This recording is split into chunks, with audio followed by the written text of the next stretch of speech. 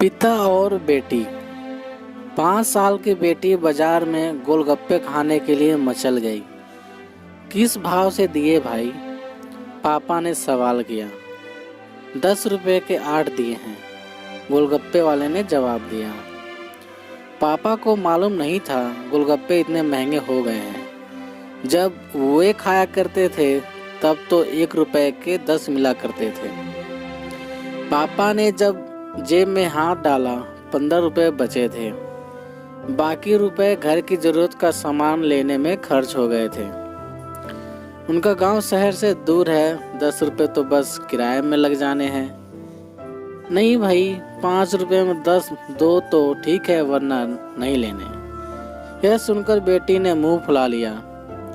अरे अब चलो भी, नहीं लेने इतने महंगे। पापा के माथे पर लकीरें उभर आईं। अरे खा लेने दो ना साहब, मैं तो आपसे लाड भी कर सकती है, पर चली गई तो पता नहीं ऐसे मचल पाएगी या नहीं। तब आप भी तरसोगे पिटिया की फरमाइश पूरी करने को। गोलगप्पे वाले के शब्द थे तो चुभने वाले, पर उन्हें सुनकर पापा को अपनी बड़ी बेटी की याद आ गई, जिसकी शादी उसने 3 साल पहले एक खाते पीते पढ़े लिखे परिवार में की थी। उन्होंने पहले साल से ही उसे छोटी छोटी बातों पर सताना शुरू कर दिया था। 2 साल तक वह मुट्ठी भर भर के रुपए उनके मुंह में ठूसता रहा, पर उनका पेट भरता ही चला गया।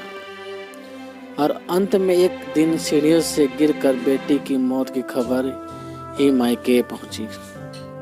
आज वो छटपटाता है कि उसकी वह बेटी फिर से उसके पास लौट आए और वह चुन चुन कर उसकी सारी अधूरी इच्छाएं पूरी कर दे। पर वह अच्छी तरह जानता है कि अब यह असंभव है। दे दूं क्या बाबूजी गोलगप्पे वाले की आवाज से पापा की तंद्रा टूटी। रुको भाई 2 मिनट। पापा पास ही पसारी की दुकान थी, उस पर गए, जहां से जरूरत का सामान खरीदा था।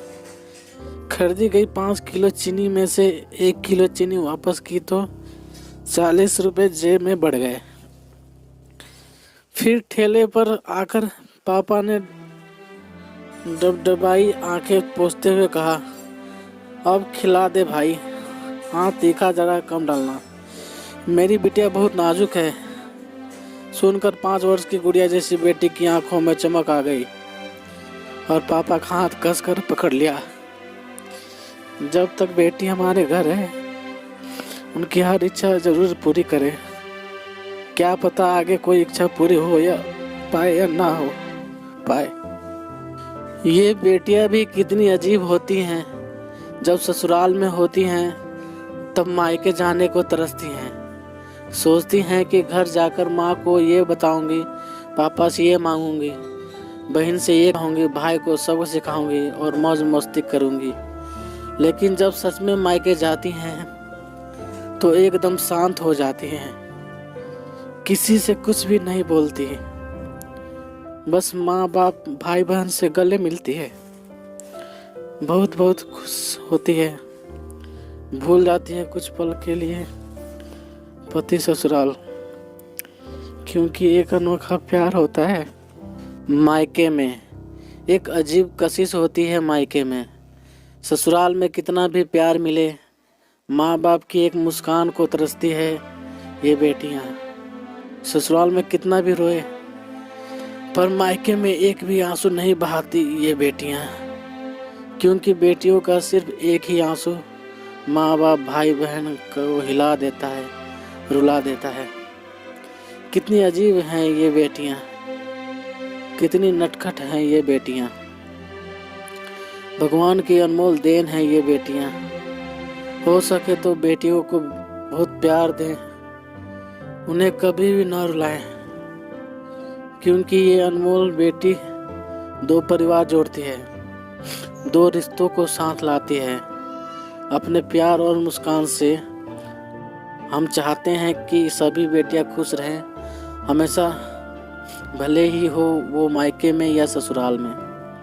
खुशकिस्मत हैं वो जो बेटी के बाप हैं। उन्हें भरपूर प्यार दें, दुलार करें और यही व्यवहार अपनी पत्नी के साथ भी करें, क्योंकि वो भी किसी की बेटी है और अपने पिता को छोड़कर आपके साथ पूरी ज़िंदगी बिताने आई है। उसके पिता की सारी उम्मीदें सिर्फ और सिर्फ आपसे हैं। दोस्तों, आशा करता हूँ ये छोटी सी कहानी आप लोगों को पसंद आई होगी। यदि पसंद आया तो लाइक करें, शेयर करें और चैनल पर नए हो तो सब्सक्राइब करें। ठीक है दोस्तों, मिलते हैं एक नई कहानी के साथ।